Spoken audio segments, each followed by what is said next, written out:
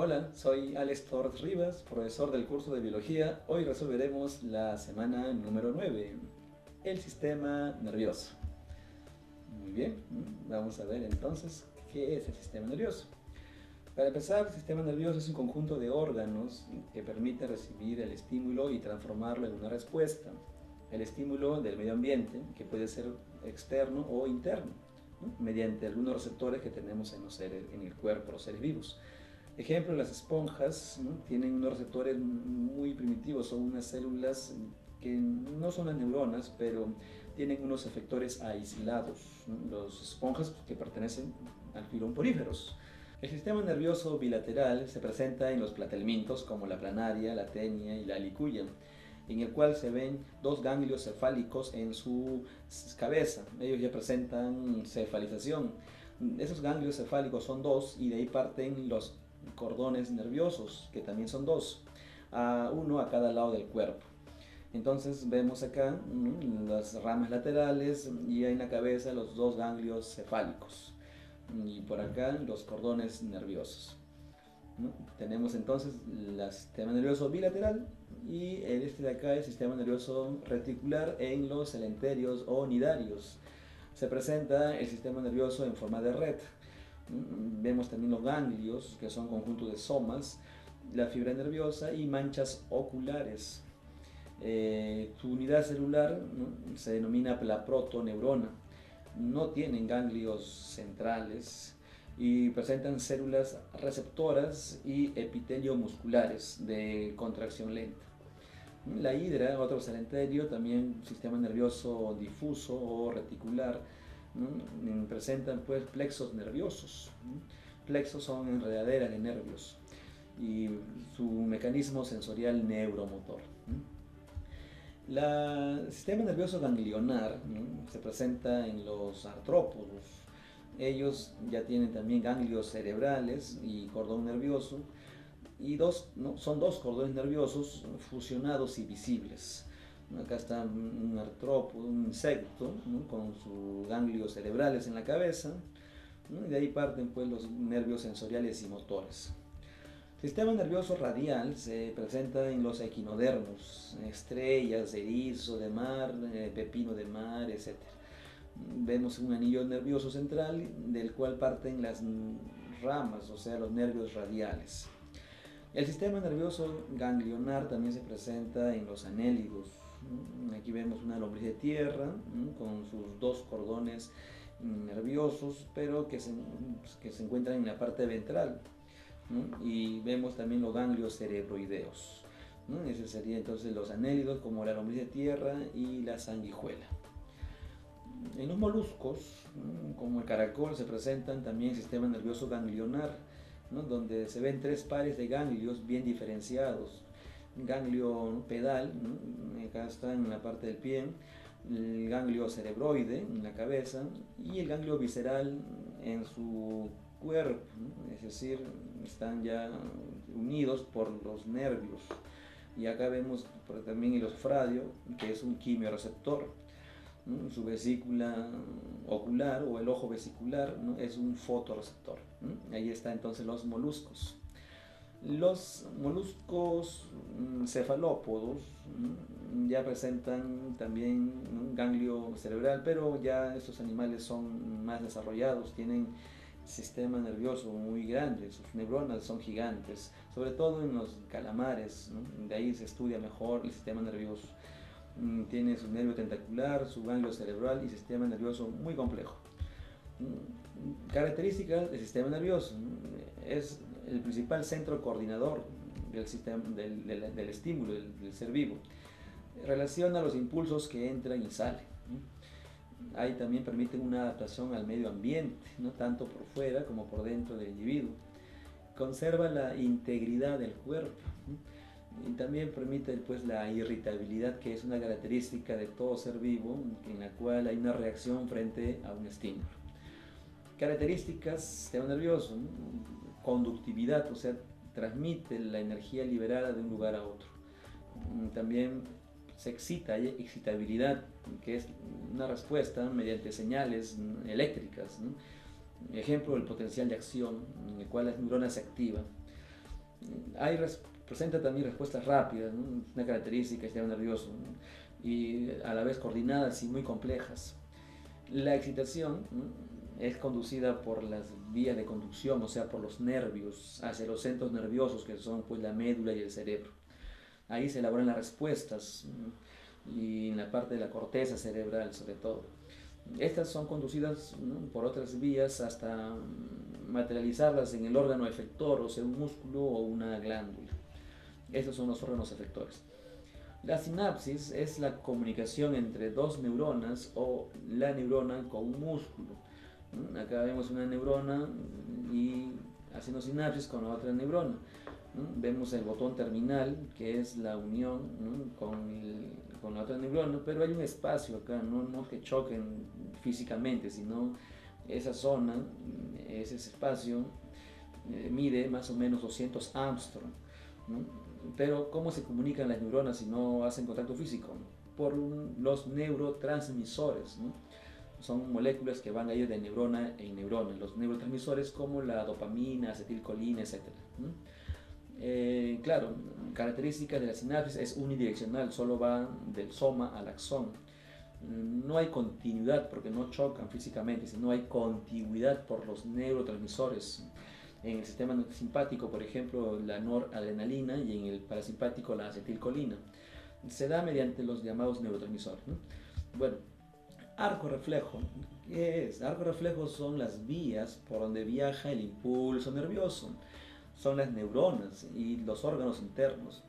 Un ejemplo puede ser, ¿no? Primero, se da en 5 componentes. El primero es el órgano receptor, que es la piel, ¿no? La piel es un órgano que presenta receptores. Entonces, ese receptor recibe los estímulos del medio.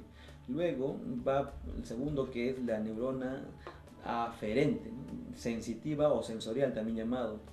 Es la que entra a la médula. Antes de eso va a formar un ganglio, ¿no? Entonces llega a la médula y en la médula se encuentra el tercer componente, que es la neurona intercalar, la asociativa, ¿no? Luego esa neurona se va al cerebro y se conecta luego con la cuarta, que es la neurona eferente o motora, la que sale de la médula, la que está saliendo de la médula, y luego se va o hace sinapsis con el músculo, que es el órgano efector, ¿no? Puede ser un músculo o una glándula. Entonces, esos son los 5 componentes del arco reflejo. Ojo que eso no se ve a simple vista, ¿no? En cambio, el acto reflejo sí, el acto reflejo es el movimiento rápido e involuntario que hacemos, ¿no? Los seres. Nódulo de Rambier, ¿no? O sea, tenemos las partes de una neurona. Acá está el soma y este es el axón. La parte terminal se llama el teledendrón, y en el soma las dendritas, que es por ahí por donde ingresa el estímulo del medio. Algunas neuronas tienen una grasa llamada vaina de mielina que permite que el impulso vaya más rápido y empiece pues el potencial de acción. Aquí vemos el potencial de acción empieza con la carga positivas, y cuando está en reposo, ¿no? Cuando ya empieza el potencial se invierten las cargas, ¿no? Afuera negativa y adentro positivo. En el interior de la neurona ya se vuelve carga positiva, ¿no? Entonces acá están las características del potencial de acción, ¿no? En una neurona mielinizada, ¿no? Muy bien. No te olvides, perdón, que en estado de reposo hacia afuera está la carga positiva, y cuando está ya en acción se invierten las cargas, ¿no? Es decir, el sodio empieza a entrar. Claro, acá vemos el sistema nervioso, ¿no? Está conformado por el sistema central y el sistema periférico. El central está formado por encéfalo y la médula espinal.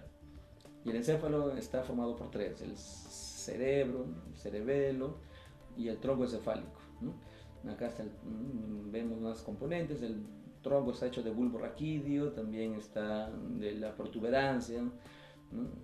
Y el tálamo y el hipotálamo son parte del cerebro, del diencéfalo. El periférico está formado por los nervios craneales, los nervios espinales y el sistema nervioso autónomo o vegetativo, ¿no? Acá vemos, ¿no?, nervios craneales, espinales y el sistema autónomo vegetativo. Nervios craneales en los peces son 10 pares, en los mamíferos son 12 pares. Entonces, esa sería la composición del sistema nervioso en los vertebrados. El cerebro, ¿no?, presenta pues circunvoluciones, o sea, son enrollamientos que tenemos dentro en el cerebro. Y haciendo un corte, ¿no?, transversal, vemos en el centro pues la cisura interhemisférica. Alrededor del cerebro está la sustancia gris y en el interior la sustancia blanca. Acá vemos el hemisferio derecho, este es el hemisferio izquierdo, unidos por el cuerpo calloso. Es la sustancia blanca la que une a los hemisferios del cerebro. Claro, el promedio del peso del cerebro es 1200 gramos, ¿no? Y no te olvides que las sustancias gris son los somas y las sustancias blancas son las fibras nerviosas mielínicas, es decir, los axones mielinizados. El cerebro, ¿no?, también por dentro presenta las siguientes partes, ¿no? El tálamo, ¿no?, sobre todo esta es una sustancia gris, son dos masas ovoides, uno en cada hemisferio. Es el lugar donde se filtran las sensaciones útiles en el tálamo. En cambio, el hipotálamo es la parte que está debajo del tálamo, es un componente que comunica el sistema nervioso con el sistema endocrino. Ahí vemos hipotálamo, permite deglución, o sea, pasar la comida, beber, la temperatura corporal, la sed, el centro de la saciedad también está ahí, ¿no?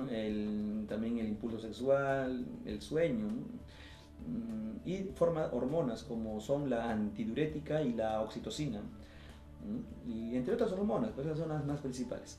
Bueno, acá vemos los lóbulos frontal, el formis, el cuerpo calloso, ya dijimos, une a los hemisferios del cerebro, ¿no? El hipocampo interviene en la memoria a largo plazo, ¿no? Hipocampo, que está en la parte posterior del cerebro. Acá vemos el cerebelo, ¿no?, que significa cerebro pequeño, sustancia gris hacia afuera, o sea, en la periferia, y la sustancia blanca hacia adentro, el llamado árbol de la vida, ¿no? Entonces tenemos el cerebelo, que es un órgano que tiene tres funciones, ¿no?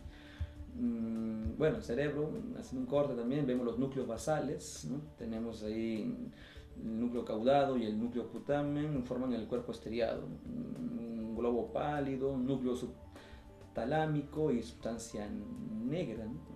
La función, ¿no?, de los núcleos basales, ¿no?, sirve como estación de relevo para las neuronas motoras de la corteza, y modula las respuestas motoras también los núcleos basales, ¿no? Claro, el cerebro tiene los ventrículos, o sea, son huecos que tenemos en el cerebro, ¿no? Hay varios, en este caso los ventrículos laterales son los más grandes, ¿no? Acá vemos el tercer ventrículo, ¿no?, y el cuarto ventrículo se ubica pues acá dentro del cerebro, ¿no?, que se comunica con el tercer ventrículo por el acueducto cerebral. Acá vemos la cisura interhemisférica también, la que parte, ¿no?, al cerebro en dos hemisferios. Muy bien. Y tenemos los lóbulos del cerebro: lóbulo frontal, lóbulo parietal, lóbulo occipital y lóbulo temporal, ¿no? En el temporal, el área de Wernicke, que es el área del lenguaje entendido, o sea, el que uno pueda descifrar lo que uno quiere hablar, ahí está Wernicke. En cambio, el área de Broca es el área del lenguaje hablado, o sea, el movimiento de la lengua, los labios, para pronunciar las palabras mecánicamente, ¿no? Cisura de Silvio está acá hacia abajo, y la cisura de Rolando, ¿no?, es la que origina el lóbulo frontal y parietal.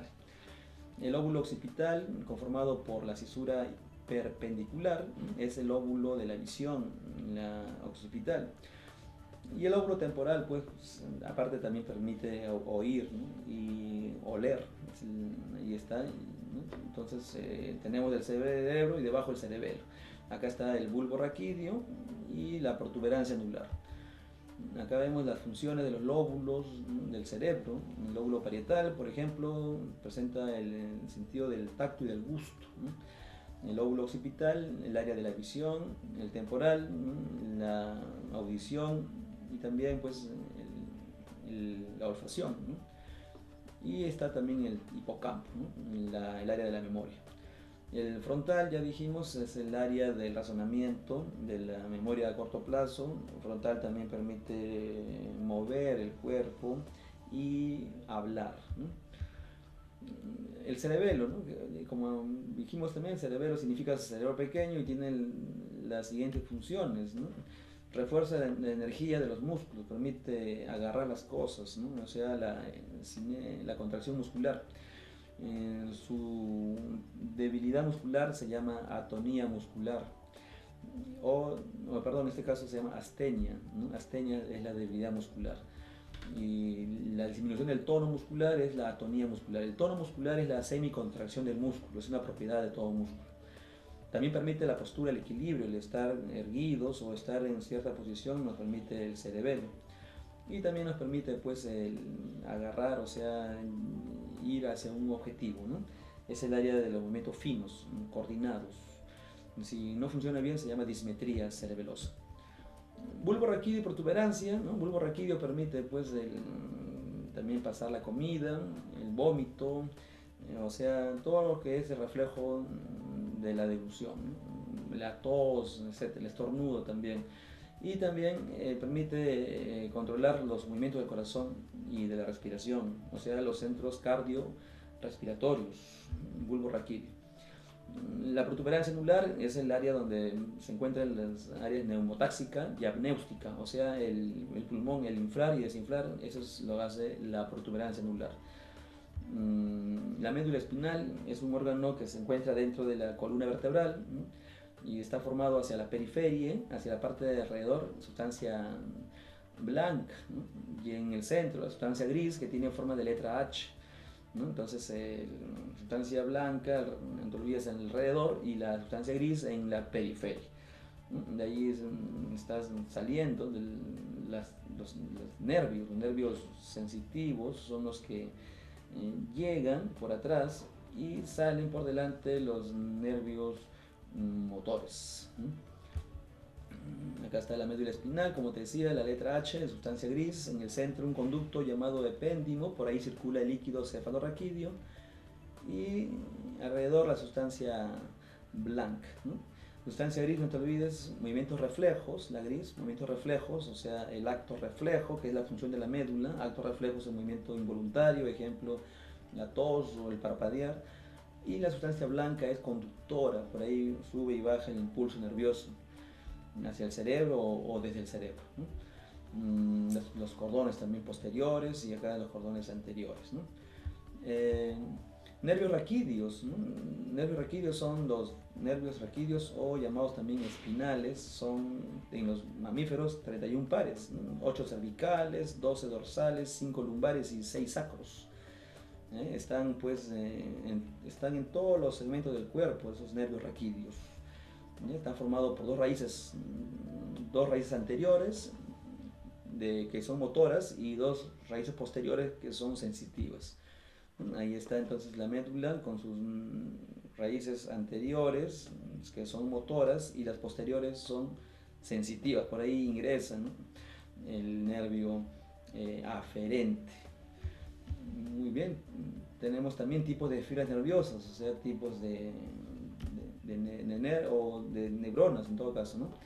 Ahí están las aferentes, que son las que entran a la médula, y eferentes son las que salen de la médula, ¿no?, llamados motoras también. Claro, las motoras, ¿no?, y las sensitivas, ambos son de dos tipos, somáticas y viscerales, ¿no? Acá también somáticas y viscerales. Somáticas son las que transmiten el dolor, la temperatura, el tacto, ¿no? Un ejemplo, ¿no?, es cuando ingresa pues el dolor, ¿no? En cambio, viscerales transmiten el dolor a otras sensaciones y otras sensaciones desde la membrana mucosa, las glándulas y los vasos sanguíneos. Las motoras, ¿no?, son las que salen, las eferentes, son las que permiten mover, ¿no?, el órgano. Entonces, esas son las que van a llegar a los órganos efectores, que son las vísceras o los músculos. Tenemos acá los nervios craneales, que son 12 pares, ¿no? Cada par tiene su función y se puede hacer en el paciente un diagnóstico, ¿no?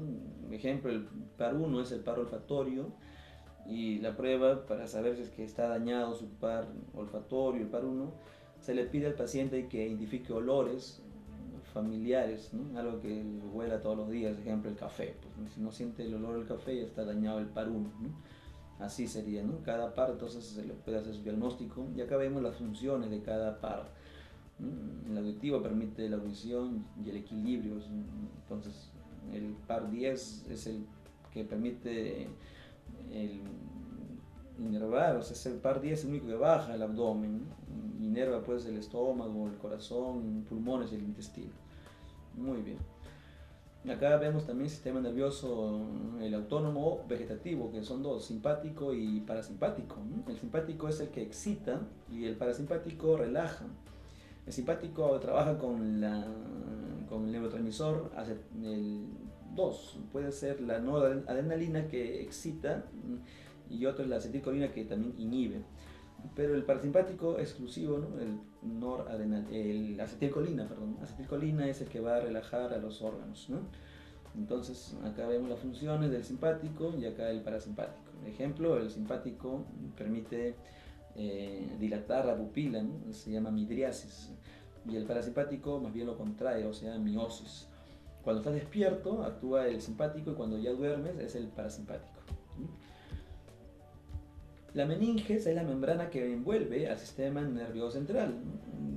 Son tres capas. La dura madre, que es la más gruesa, luego la aracnoides, que es la del medio, y la pía madre, la más delgadita. ¿Ya? Entonces, entre la aracnoides y la pía madre circula el líquido cefalorraquídeo en un espacio llamado espacio subaracnoideo. Entonces, aquí está la meninges, que es una capa que envuelve al cerebro y al cerebelo, a la médula espinal, o sea, a todo el sistema nervioso central. Su inflamación se llama meningitis, que es una enfermedad mortal. Puede ser una bacteria, un hongo. Muy bien, ahora vamos a ver los órganos sensoriales. Son los siguientes tipos. Acá vemos los tipos de órganos sensoriales y la sensación que perciben, ¿ya? Con su localización también en el cuerpo. En la piel presenta los siguientes receptores, ¿no? Termorreceptor, ejemplo, el calor y el frío, y Pacini, sensación de la presión. Los corpúsculos, ¿no? Son estos, Ruffini, por ejemplo, adaptación lenta y presión continua. Merkel, presión y la textura, ¿no? Y Pacini, la presión intensa, ¿no? O sea, una presión fuerte. Meissner, tacto y presión. Krauss, adaptación lenta al frío, ¿no? Krauss.